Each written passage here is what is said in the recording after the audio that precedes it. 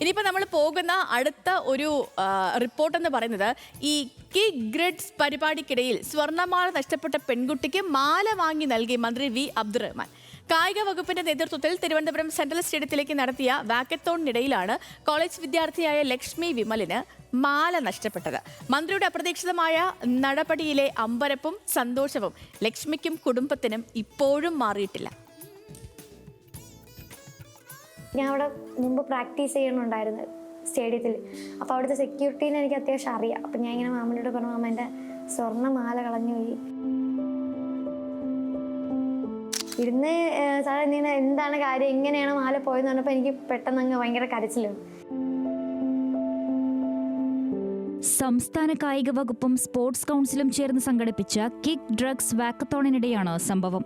ആയിരക്കണക്കിന് വിദ്യാർത്ഥികൾ പങ്കെടുത്ത പരിപാടിക്കിടയിൽ കരാട്ടെ പ്രകടനം പ്രദർശിപ്പിക്കാനായിരുന്നു ലക്ഷ്മി വാക്കത്തോണിലെത്തിയത്.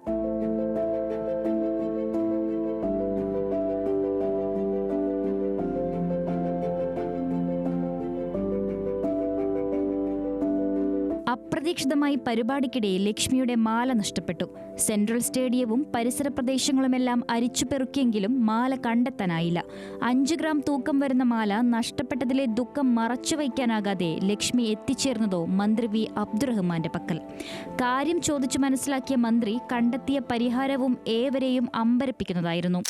മാല എവിടെ നിന്നാണ് വാങ്ങിയെന്ന് വെച്ച് ഞാൻ പറഞ്ഞു, ഇങ്ങനെ ഭീമേന്നാണ് വാങ്ങിച്ചതെന്ന് പറഞ്ഞു. കുറച്ച് നാളായിട്ടുള്ളൂ വാങ്ങിച്ചിട്ടെന്ന് പറഞ്ഞു. അപ്പോൾ പറഞ്ഞ് ഈ അങ്കിളിൻ്റെ കൂടെ പൊക്കോളാൻ പറഞ്ഞ് ആ ചേട്ടൻ്റെ വണ്ടി എടുത്തുകൊണ്ട് പിറകെ. അപ്പം ഞാൻ അവരുടെ കാറിൽ ഭീമയിൽ പോയി ഇറങ്ങി. അപ്പോഴും എനിക്ക് മനസ്സിലായില്ല എന്താണ് സംഭവം.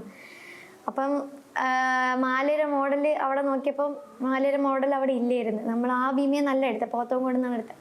അപ്പോൾ സെയിം മോഡൽ നമ്മളെടുത്ത ഭീമൻ ചിലപ്പോൾ കാണും, പോത്തോങ്കോട് അവിടെ കാണുമെന്ന് വെച്ച് അവിടുത്തെ ഫ്ലോർ മാനേജർ അപ്പം തന്നെ ഇവിടെ പോത്തോങ്കോട് വിളിച്ച് ചോദിച്ച് അപ്പം തന്നെ ഇതിൻ്റെ ഫോട്ടോ അയച്ചു കൊടുത്ത് അത് സെയിം മോഡലുള്ള കുറേ ഫോട്ടോസ് അയച്ചത്.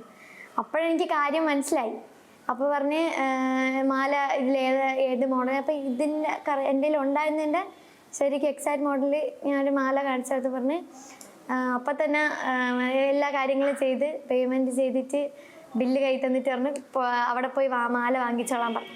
അവിചാരിത സന്ദർഭത്തിലെ സന്തോഷം ലക്ഷ്മിയുടെ പിതാവ് വിമൽ കുമാർ ഫേസ്ബുക്കിലൂടെ പങ്കുവയ്ക്കുകയും ചെയ്തു.